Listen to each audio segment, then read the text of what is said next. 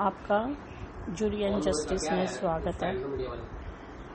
आज 15 अप्रैल 2020 सारी दुनिया कोविड-19 के अंदर फंसी हुई है। सब दुकानें बंद हैं, बिजनेस बंद है और प्रोडक्शन शटडाउन है। विमान उड़ नहीं रहे हैं, ट्रेन्स बंद है, इंटरस्टेट एंड इंटरनेशनल फ्लाइट्स भी बंद है।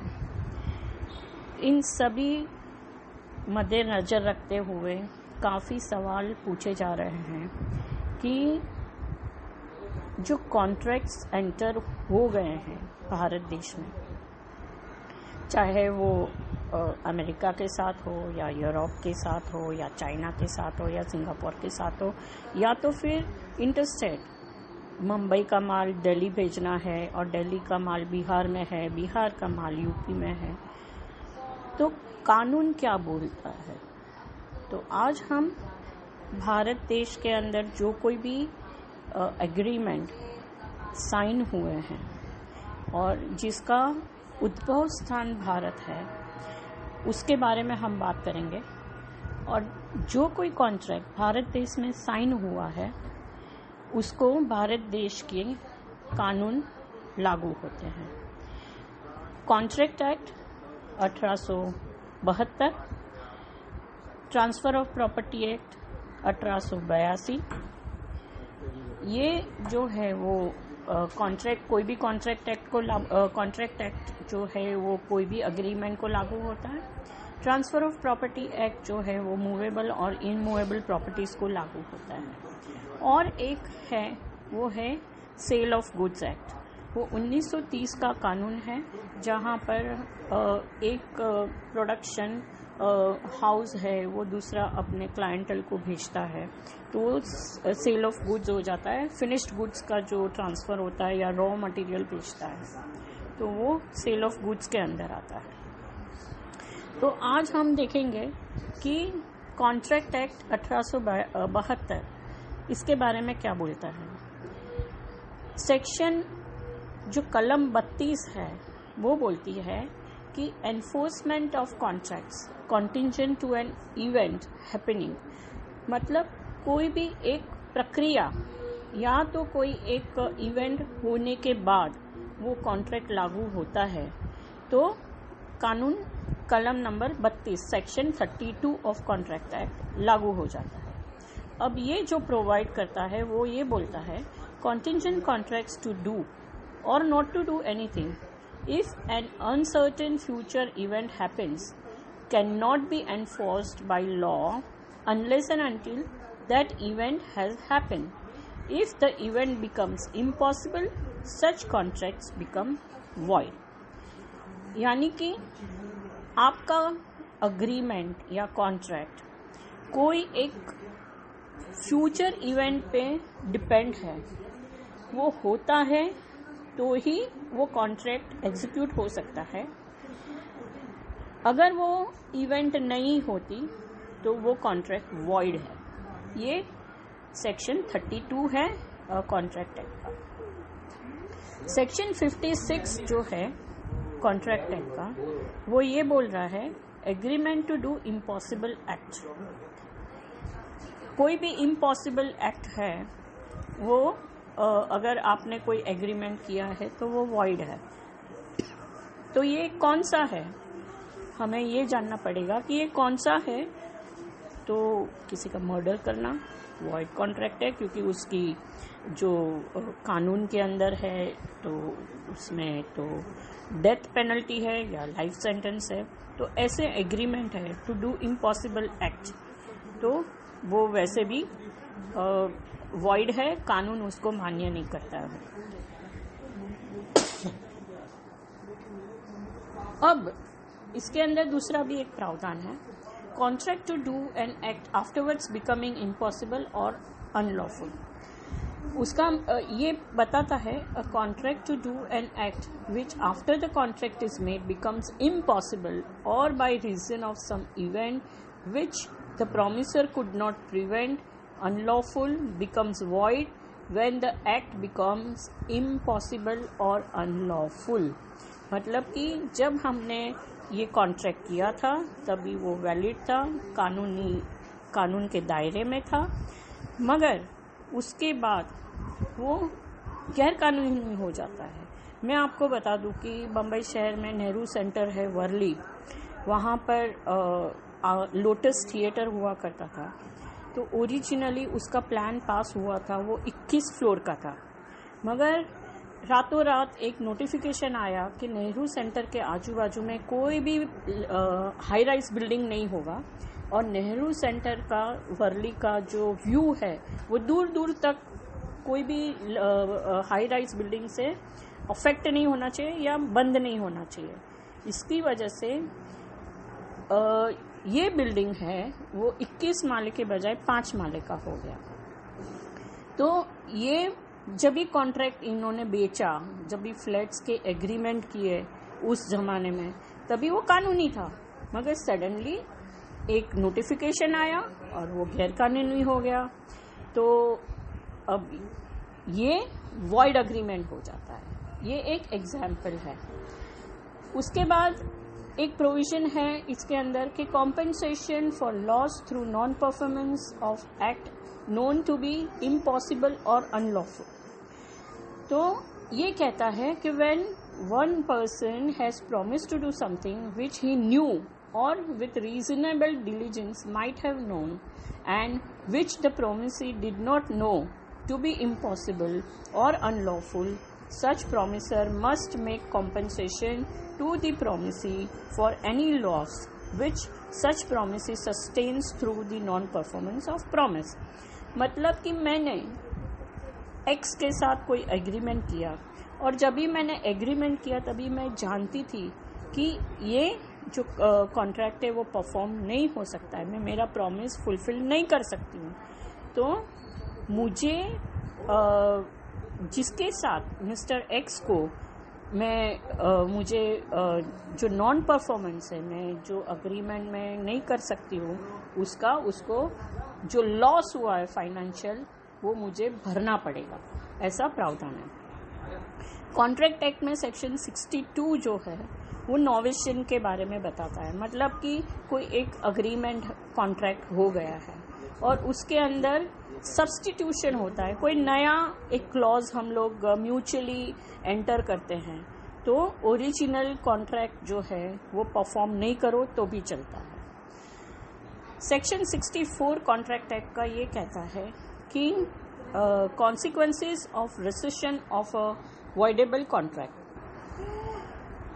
इसका मतलब ये है कि when a person at whose option the contract is voidable rescinds it, the other party thereto need not perform any promise therein contained in which he is a promiser. The party rescinding a voidable contract shall, if he had received any benefit thereunder from another party to such contract, restore such benefit so far as may be to the person from whom it was received. So कोई भी मैं अपना contract में cancel करती हूँ और जो कुछ भी लॉस होता है तो रिस्टोर करना पड़ता है। जो बेनिफिट है वो जो मैंने किसी के पास से एडवांस लिया है तो वो एडवांस मुझे रिफंड करना होगा। Sale of goods 1930 section 57 damages for non delivery. जब seller, where the seller wrongfully neglects or refuses to deliver the goods to the buyer may sue the seller for damages for non-delivery। मैं अगर किसी से contract करती हूँ या तो वादा करती हूँ या तो कोई इनवॉइस एंटर होता है, बिल रेज होता है और मैं वो गुड्स का डिलीवरी नहीं करती हूँ, तो जो मेरा बायर है जिससे मैंने वादा किया था कि मैं ये पर्टिकुलर गुड्स बेचूंगी तो उसको मुझे डैमेजेस देना है। सेक्शन 58 है वो स्पेसिफिक परफॉर्मेंस है। तो जो पार्टी है वो कोर्ट में जा सकती है और डिक्री ला सकती है मेरे सामने अगर मैं कॉन्ट्रैक्ट परफॉर्म नहीं करती हूँ और उसका डैमेजेस इंटरेस्ट सब भरना पड़ता है। सेक्शन 59 सेल ऑफ गुड्स, उसमें remedy for breach of warranty ये बताया है। उसमें ये बताया है कि where there is a breach of warranty by seller or where buyer elects or is compelled to treat the breach of a condition on the part of the seller as a breach of warranty, the buyer is not by reason only of such breach of warranty entitled to reject the goods, but he may set up against the seller breach of warranty in diminution of extension of the price, or sue the seller for damages for breach of warranty, or the fact that a buyer has set up a breach of warranty in diminution or extension of the price does not prevent him from suing for the same breach of warranty if he has suffered further damage। यानी कि वो कानूनी दायरे में रह के जो हमने कॉन्ट्रैक्ट तोड़ा है या परफॉर्म नहीं किया है उसके लिए वो कोर्ट में जा सकते हैं और आपके सामने जितना भी प्राइस है आपको दिया है या उसको जो लॉस हुआ है वो सबका विथ इंटरेस्ट कानूनी केस दाखिल कर सकते हैं और डिक्री भी ले सकते हैं। सेक्शन 60 जो है सेल ऑफ गुड्स का, वो बोलते हैं repudiation of contract before due date. So either party to a contract of sale repudiates a contract before the date of delivery. The other may either treat the contract as subsisting and wait till the date of delivery, or he may treat the contract as rescinded and sue for the damages। मतलब कि एक due date है, suppose मैंने ये बोला है कि मैं 15 दिन में ये सामान आपको भेज दूंगी। मैं महाराष्ट्र से उत्तर प्रदेश या महाराष्ट्र से बिहार या महाराष्ट्र से पंजाब मैंने एग्रीमेंट किया है कि मैं मेरा जो प्रोडक्शन है मैं आपको पहुंचा दूंगी 15 दिन के अंदर अंदर। तो दो चीज़ हो सकती है, अगर सामने वाले ये बोलता है मुझे ये नहीं चाहिए तो वो कैंसिल कर सकता है, तो जो सेलर है वो लॉस फॉर डैमेजेस मांग सकता है, और जो सेलर है वो 15 दिन के अंदर अंदर भेजने में असफल रहता है तो बायर है वो रिफ्यूज करके लॉस के लिए सेलर के सामने कानूनी केस दाखिल कर सकता है।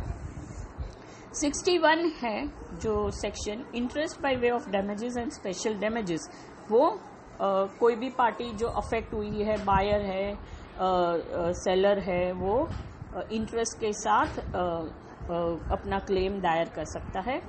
62 है वो exclusion of implied terms and conditions.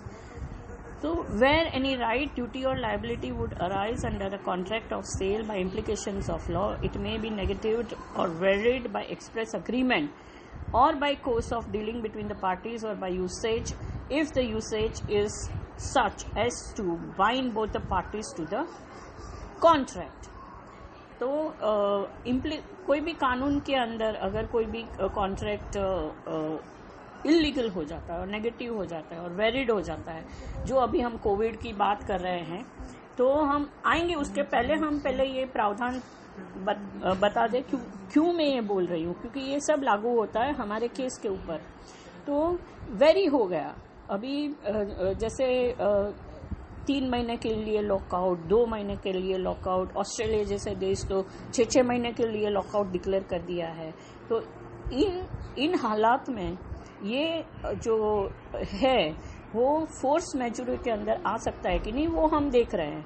Force मैजूरे मतलब एक्ट ऑफ गॉड, क्या ये एक्ट ऑफ गॉड है तो, या फिर ये इवेंट विच अकर्स वॉर है तो वॉर तो है ही नहीं, तो ये क्या है ये हम आगे देखेंगे। पहले हम ये देख लेंगे क्या क्या प्रावधान है। फिर सेक्शन 63 है वो reasonable time a question of fact, where in this act any reference is made to a reasonable time, the question what is reasonable time is question of fact and it is for the court to decide that what is reasonable time।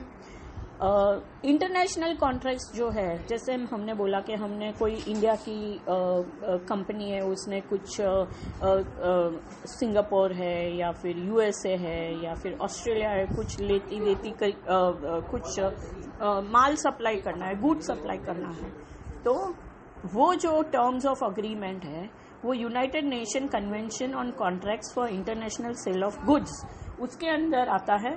और उसके section ये जो कानून है UN का, उसका section 4 Roman 4 और exemptions है आर्टिकल 79 में, वो लागू होते हैं।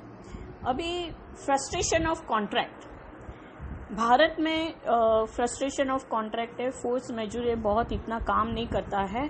हमने अभी एक बॉम्बे हाई कोर्ट का जजमेंट देखा जिसमें फोर्स मेजूरे कोविड की वजह से अगर हमने वो पार्टी ने वो कंप्लाई नहीं किया तो फोर्स मेजूरे लागू नहीं होता है। वो क्यों नहीं होता है वो भी मैं आपको बताती हूँ। तो frustration of contract section 56 when party fails to implement और perform the contract. So India में इंडियन लॉज जो है वो इंग्लिश लॉ को फॉलो करते हैं क्योंकि हम लोग कॉमनवेल्थ कंट्री है। So it is said that it is well settled that where there is a frustration, a dissolution of contract occurs automatically. It does not depend as does rescission of a contract on the ground of repudiation or breach on the choice or election of either party. In English law,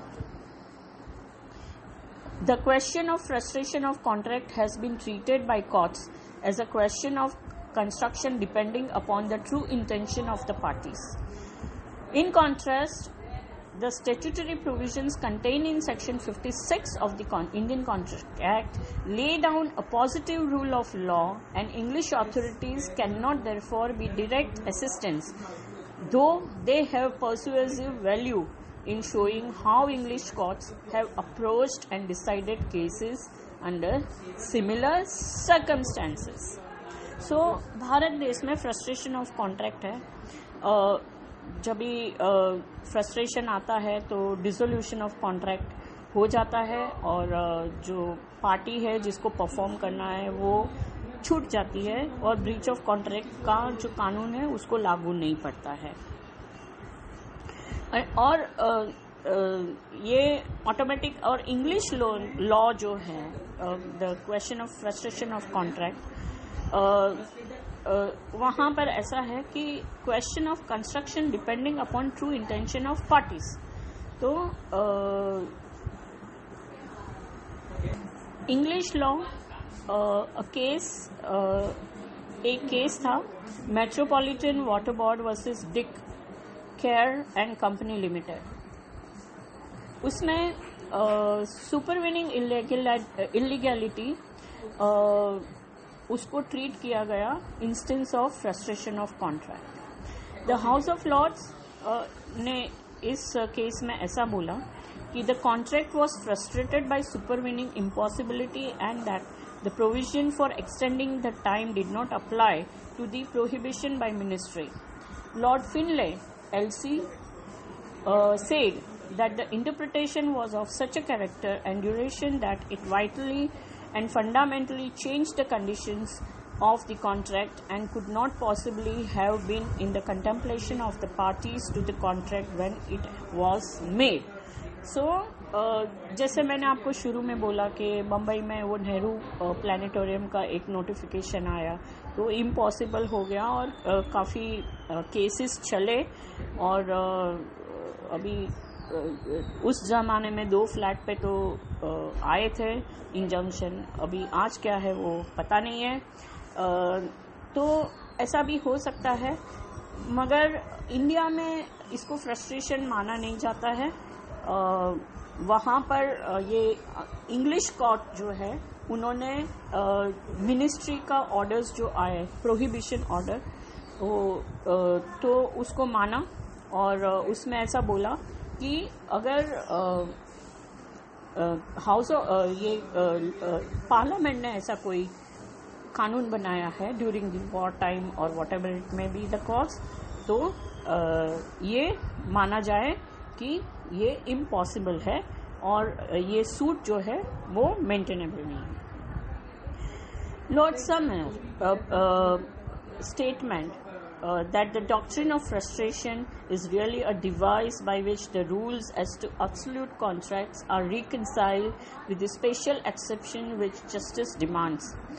Though it has been constantly said by the highest authority, including Lord Sumner, that The explanation of the rule is to be found in the theory that it depends on implied conditions of the contract, that is really no exception. It only pushes back the problem a single stage. It leaves question what is the reason for implying a term. तो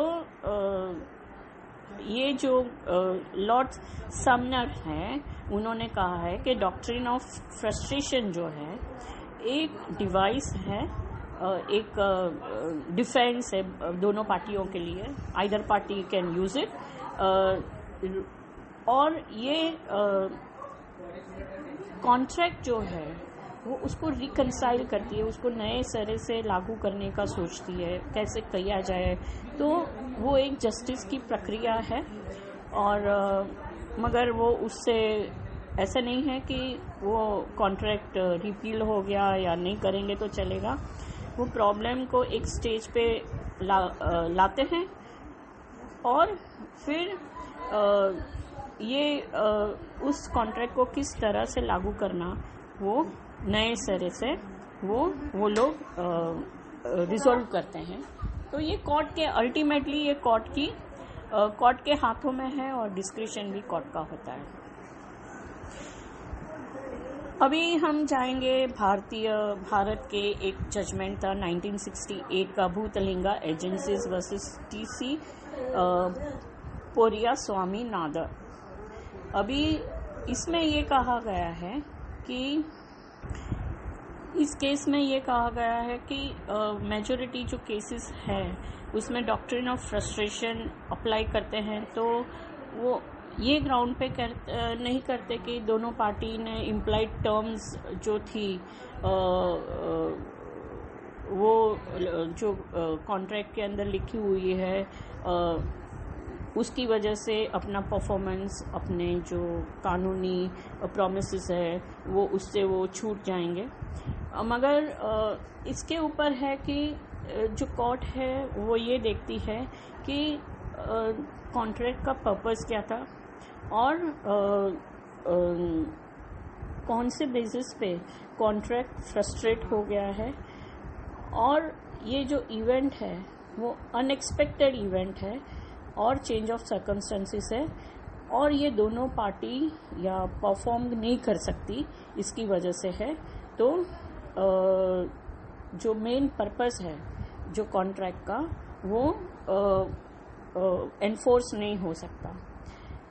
अभी इसके बाद court ने ये case में ये कहा है कि जब सच इवेंट होती है, मतलब ये वारदात होती है कि जहाँ सर्कमस्टेंसेस चेंज हो जाते हैं, तो और कॉन्ट्रैक्ट का जो रूट है, मतलब उसका जो पर्पस था जिसके लिए कॉन्ट्रैक्ट बनाया गया था वो ख़त्म हो जाता है. तो कोर्ट उसको कॉन्ट्रैक्ट टू बी फ्रस्ट्रेटेड, मतलब कि अभी दोनों पार्टी अपनी अपनी जगह पर सही हैं और ये कॉन्ट्रैक्ट इम्प्लीमेंट करने की ज़रूरत नहीं है, वैसा ऑर्डर कर सकती है.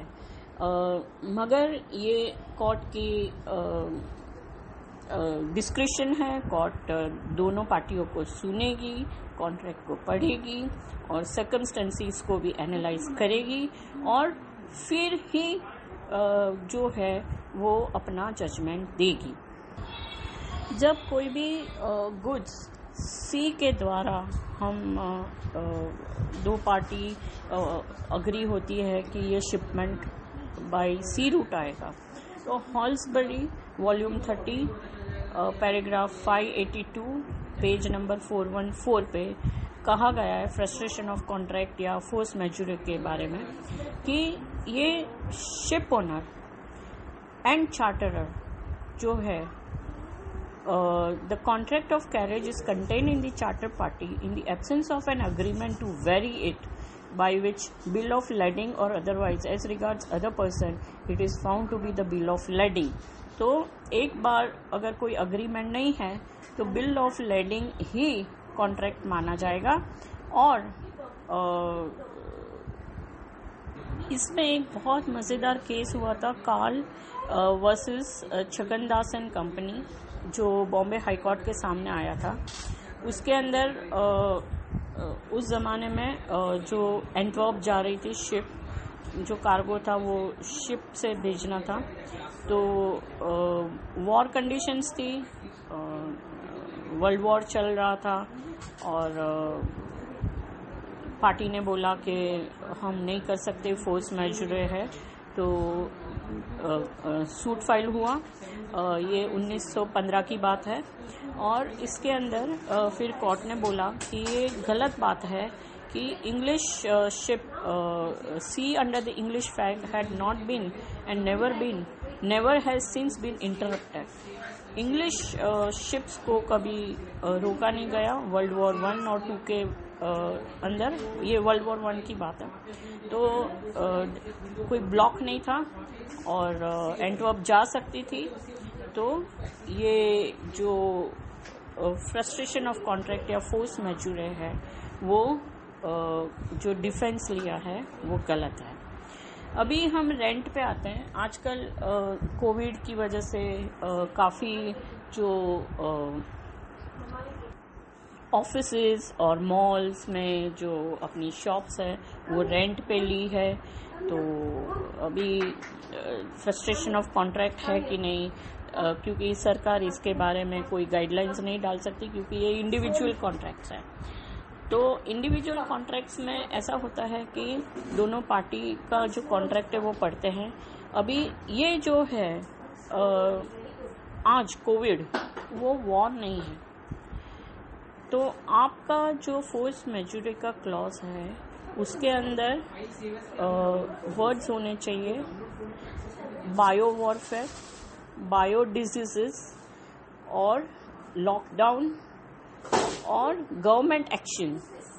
ये कोई गॉड का भगवान ने बनाई हुई चीज़ नहीं है, जैसे अर्थक्वेक होता है या कुछ है, फ्लड है, तो ये भगवान की वजह से नहीं है, ये मैन मेड वायरस है। और ये अभी यूनो जो बोलेगा, यूएन, यूनाइटेड नेशंस और हु जो डिक्लेयर करेगा, ये एपिडेमिक तो डिक्लेयर हो चुका है, मगर इसके अंदर आगे इन्वेस्टिगेशन होगा और फिर जो बाहर निकल के आएगा कि ये एक्चुअली एक्सीडेंट था या फिर ये वॉर था या फिर ये मिस्टेक थी, नेग्लिजेंस थी, तो उसके ऊपर ये जो फोर्स मैजूरे है वो डिसाइड होगा। तो ये रेंट का जो केस है, तो अभी क्वेश्चंस आ रहे हैं कि क्या हमें रेंट देना चाहिए या नहीं देना चाहिए। ऐसा है कि रेंट का देना, अगर आपकी टेनेंसी रजिस्टर्ड है, लिव इन लाइसेंस रजिस्टर्ड है, उसके अंदर फोर्स मैजूरे का क्लॉज है और उसके अंदर फोर्स मैजूरे के क्लॉज के अंदर भी वर्ड्स होने चाहिए कि bio warfare, war, negligence of a country और it is certainly not an act of God, it is act of a human being। तो उसके वर्डिंग्स जो है वो बहुत इम्पोर्टेंट है। अभी ये वर्डिंग्स अगर आपके क्लॉज के अंदर नहीं है तो आपको फोर्स मैजूरे लागू नहीं होता है। तो एक केस हुआ था, रेंट तो आपको भरना ही पड़ेगा।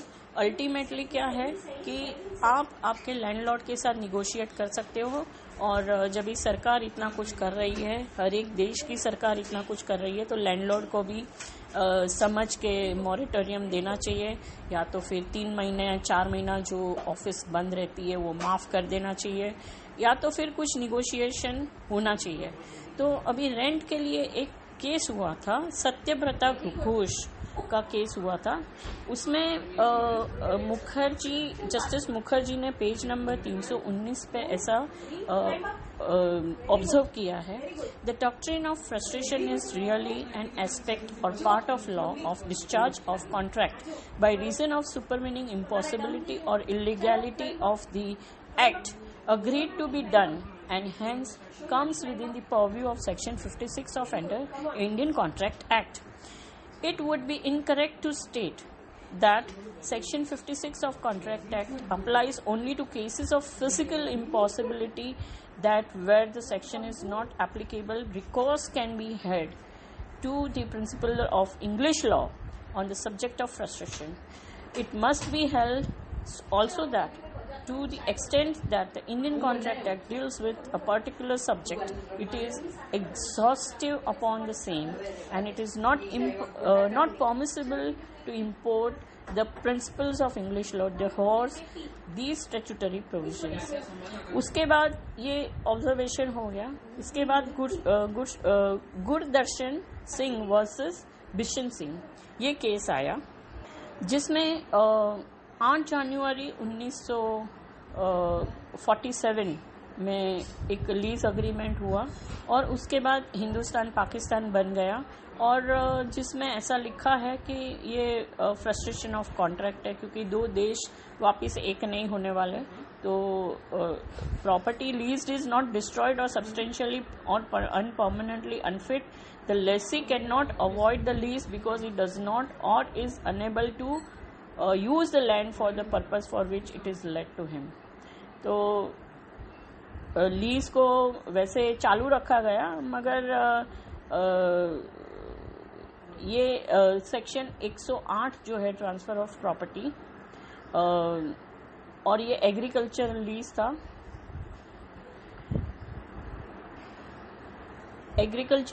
था. और लेसोर ने ये कहा कि अभी दो देश बट गए हैं, तो लेसी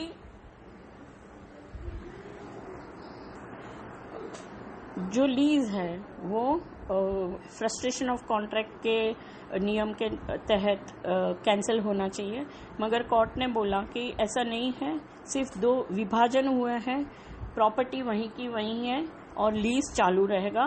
तो लेसी जो है उसने ये जो रेंट है वो देना चालू रखना चाहिए. तो ये फ्रस्ट्रेशन ऑफ कॉन्ट्रैक्ट का जो दावा था वो खारिज हो गया. गुरशंदर सिंह वर्सेस बिशन सिंह, ये 1947 की बात है. उसके बाद आया दूसरा एक केस आया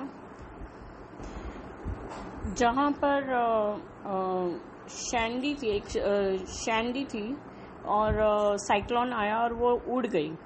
तो ऐसा दावा किया गया कि जो लीज है तो वो फ्रस्ट्रेशन ऑफ कॉन्ट्रैक्ट के तहत आ गया, मगर कोर्ट ने ये बोला कि सर्टेनली नॉट.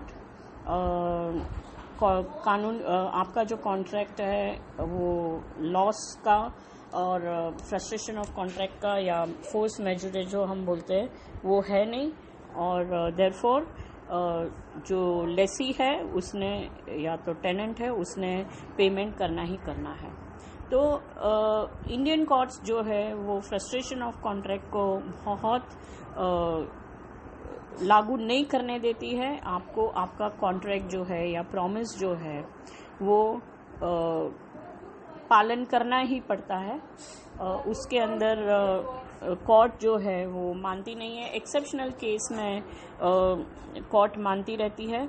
जहाँ तक रेरा की, महाराष्ट्र रेरा की बात है, तो रेरा ने पोजीशन की डेट 6 महीने तक आगे खींच दी है, और उसका नोटिफिकेशन है जो मेरे वेब पेज पे किधर भी दिखाई देगा, www.shrutidesai.in पे मैंने पोस्ट किया हुआ है.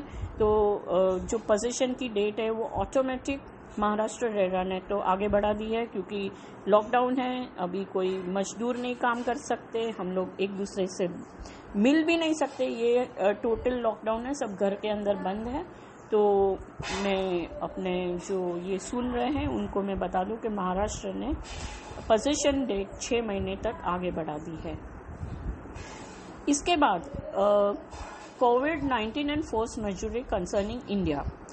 अभी एक नोटिफिकेशन आया जो वुहान वायरस है, तो गवर्नमेंट इंडिया ने एक नोटिफिकेशन ऑफिस मेमोरेंडम के तहत बाहर नोटिफाई किया 19 फरवरी 2020, और ये प्रोक्योरमेंट डिपार्टमेंट की तरफ से आया.